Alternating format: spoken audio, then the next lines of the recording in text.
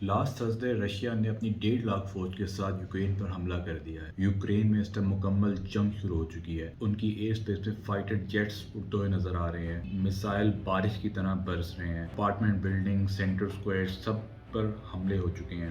جو ان کے ریزیڈنٹس ہیں وہ میٹرو اسٹیشن میں پناہ لے رہے ہیں۔ یو این او کے مطابق تقریباً 1 لاکھ لوگ جو ہیں وہ ملک چھوڑ چکے ہیں، یورپین یونین کی طرف نکل رہے ہیں۔ دوسرے ملک بھی اپنے شہریوں کو وہاں سے نکالنے کا بندوبست کر رہے ہیں۔ دوسری طرف یوکرین نے اپنی ایئر اسپیس کمرشل فلائٹس کے لیے بند کر دی ہے۔ یوکرین کے پریزیڈنٹ زیلنسکی نے ایک ویڈیو میں اپیل کیا ہے نیٹو سے اور یو ایس یورپ سے کہ ہماری مدد کے لیے فوجیں بھیجی جائیں، اور دوسری طرف وہ بتا رہے ہیں کہ ہم کیو میں موجود رہیں گے جو کہ ان کا کیپٹل سٹی ہے۔ رشین فورسز ایسٹ سے اور بیلاروس کی طرف سے یوکرین میں داخل ہو چکی ہیں، اور انہوں نے پریپیات جہاں پہ 1986 میں نیوکلیئر ڈیزاسٹر ہوا تھا وہ سٹی اپنے قبضے میں لے لیا ہے، جو کہ صرف 15 میل ہے کیو سے۔ ان کے کیو میں بھی رشین ٹینکس نظر آ گئے ہیں، یعنی کہ جو پریزیڈنٹ ہاؤس ہے، پارلیمنٹ ہے،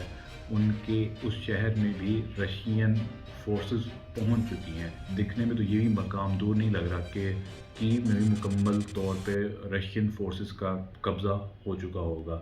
آخر یہ ماجرا شروع کہاں سے ہوا؟ رشیا اور یوکرین اس جنگ کے حد تک کیوں پہنچ گئے؟ دیکھیں، رشیا اور یوکرین ہمیشہ سے ایک دوسرے کے دشمن نہیں تھے، بلکہ 1923 میں یہ فاؤنڈنگ فادرز تھے یو ایس ایس آر کے، سوویت یونین کے۔ آپ جانتے ہیں کہ رشیا سوویت یونین کہلاتا تھا 1990 سے پہلے، تو سوویت یونین رشیا اور یوکرین نے مل کر بنایا تھا۔ 1990 میں رشیا یعنی سوویت یونین ٹوٹا ہے، تو رشیا کے ساتھ ساتھ Ukraine, Belarus, Poland, Kazakhstan, Tajikistan, اس طرح کو 11-12 الگ ملک بن چکے ہیں۔ 1990 میں سوویت یونین کی ڈس انٹیگریشن کے بعد سے زیادہ جو اسٹاک پائل تھا، nuclear stockpile, nuclear weapons Ukraine کے حصے میں ہے۔ جو ان کا ایگریمنٹ ہوا رشیا کے ساتھ کہ یوکرین ان کو ان کے اسٹاک پائلس واپس کرے گا، نیوکلیئر وار ہیڈس جو ہیں انہیں واپس کرے گا، تو کافی حد تک واپس کیے بھی گئے۔ تو 2014 تک تو یوکرین اور رشیا کا ایک نارمل ریلیشن رہا، بٹ جو 2014 میں یوکرین کا جو پریزیڈنٹ تھا وہ پرو رشین تھا، جس کا نام تھا وکٹر یانکووچ۔ وہ پرو رشین تھا اور وہ رشین سمجھ لیں ایک پپٹ تھا، وہ وہی ڈیل سائن کرتا تھا جو پوٹن اسے الاؤ کرتا تھا، اس لیے اس کی جو پبلک تھی اس کے اگینسٹ تھی۔ تو میدان میں جو کہ ان کا سینٹر اسکوائر ہے وہاں احتجاج شروع ہوئے، تقریباً 100 لوگ مارے بھی گئے۔ عوام چاہتی تھی کہ یہ یورپ سے اکنامک ڈیل سائن کرے، جبکہ یانکووچ جو تھا وہ نیٹو اور یورپین یونین جوائن نہیں کرنا چاہتا تھا، کیونکہ اس بات کی اجازت رشیا نہیں دے رہا تھا، اس لیے اسے اوور تھرو کیا گیا اور اس نے جا کے بعد میں رشیا میں پناہ لے لی۔ تو اس کے بعد جب پرو ویسٹرن پریزیڈنٹ بن گیا رشیا کا، تو رشیا نے کریمیا پہ اٹیک کر دیا۔ کریمیا بلیک سی میں ایک حصہ ہے جو کہ پہلے یوکرین کے ساتھ تھا، پر پھر 2014 میں اس پریزیڈینشیل اوور تھرون کے بعد جب رشیا نے اٹیک کیا تو اس طرح 2014 میں کریمیا کو بھی اپنے ساتھ انیکس کر لیا۔ کریمیا کی انیکسیشن کے بعد ایسٹرن یوکرین میں 2 ریجن تھے، ڈونیٹسک اور لوہانسک۔ یہ اس میں سیپریٹسٹ موومنٹ شروع ہو گئے۔ آف کورس وہ موومنٹس بھی رشیا بیک کر رہا تھا، رشیا ان کی بیک پہ کھڑا تھا، اور آہستہ آہستہ پوٹن نے ان 2 ریجنز کو بھی آزاد کروا لیا، ڈونیٹسک اور لوہانسک کو، اسے ایک انڈیپینڈنٹ ٹیریٹری ریکگنائز بھی کر لیا۔ 2014 کے بعد منسک اکارڈ ہوئے جو یورپین کنٹریز نے رشیا اور یوکرین کے درمیان پیس ڈیل کروانے کے لیے کروائے، اور سیز فائر ہوا۔ خیر وہ سیز فائر زیادہ دیر تک نہیں چل سکا۔ جو ان کا موجودہ پریزیڈنٹ ہے ولادیمیر زیلنسکی، جب یہ ری الیکٹ ہوا تو یہ اس پرومس کے ساتھ ری الیکٹ ہوا کہ یہ ان ٹیریٹریز کو ری اسٹور کروائے گا یوکرین کے ساتھ جو علیحدہ ہو چکی ہیں، جس میں ڈونیٹسک اور لوہانسک جیسی ریاستیں تھیں۔ تو اس لیے اس نے نیٹو سے اپیل کی کہ یوکرین کو نیٹو کا پارٹ بننے دیا جائے، جیسے کہ نیٹو کے چارٹر میں ہے کہ attack on one country will be consider attack on the whole union, یعنی کہ ساری کی ساری نیٹو کنٹریز جو ہوگی وہ مل کے اٹیک کریں گی کہ کسی ایک کنٹری پہ بھی اٹیک ہو جائے۔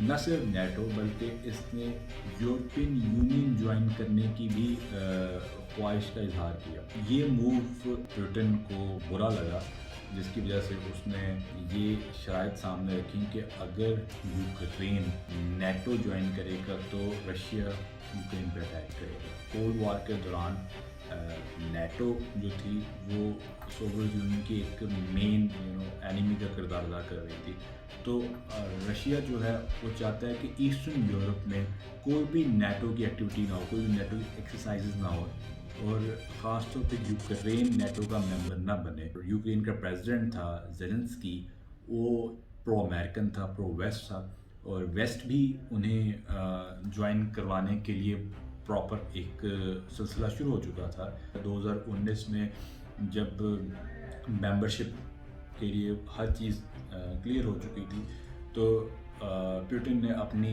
فورسز کو یوکرین کی بارڈر پہ لا کے کھڑا کر دیا اور ایکسرسائز کروانا شروع کر دی، ایک امپیکٹ دینے کے لیے، ایک تھریٹ پیدا کرنے کے لیے کہ اگر آپ فردر پروسیڈ کرتے ہیں تو ول اٹیک یو۔ دیکھتے دیکھتے یہ ٹائم آ گیا، لاسٹ تھرسڈے پہ رشیا نے اپنی 1.5 لاکھ فوج کے ساتھ یوکرین پر حملہ کر دیا، اور حملے کے بعد آپ بھی دیکھ رہے ہیں کہ مین سٹیز میلیٹوپول، پریپیات اور تقریباً ایسٹرن یوکرین تو سارا اس ٹائم رشیا کے آکوپیشن میں ہے۔ اب کیو جو کسی کنٹری کا ایک سینٹر ہے، فورسز وہاں تک پہنچ چکی ہیں، جہاں پہ پریزیڈنٹ ہاؤس ہے، پارلیمنٹ ہے، ساری اسٹیٹ مشینری وہاں سے آپریٹ ہو رہی ہے۔ انٹرنیٹ پوری طرح ڈسٹرپٹ ہو چکا ہے۔ رشیا نے اپنے میڈیا کو خبردار کیا ہے کہ وہ جنگ کو نیگیٹیولی رپورٹ نہ کریں۔ دوسری طرف فیس بک نے رشیا میں اپنی سروسز بند کر دی ہیں۔ امریکہ اور یورپین یونین ہے وہ اس نے رشیا کے اوپر سینکشنز لگا دی ہیں۔ اب سینکشن سے کیا ہوگا کہ آپ رشیا کے ساتھ ڈیلز نہیں کر سکتے، اکانومک ڈیلز نہیں ہو سکتی۔ رشین جو منی ہے ڈفرینٹ یورپین بینکس میں، پراپرٹیز، ہر چیز سیز ہو جائے گی، جو کہ پیوٹن اس کا خاص اس چیز کو سیریس نہیں لیتا نظر آ رہا۔ تو اب دیکھنے کی چیز یہ ہے کہ کیا پیوٹن پوری کا پورا یوکرین کو انیکس کر لے گا رشیا کے ساتھ؟ میرے خیال میں تو کافی حد تک کر لے گا۔ تو آپ کا کیا کہنا ہے، اور کیا اس انیکسیشن کے بعد وہ رک جائے گا یا آگے ایسٹرن یورپ کی طرف جائے گا، جو کہ 1990 سے پہلے رشیا کا پارٹ تھے، جس میں پولینڈ، چیک ریپبلک، آسٹریا، ہنگری اور آدھا جرمنی بھی تھا؟ ہمیں ضرور بتائیے گا آپ کے کیا خیالات ہیں اس موو کے بارے میں۔ Thank you.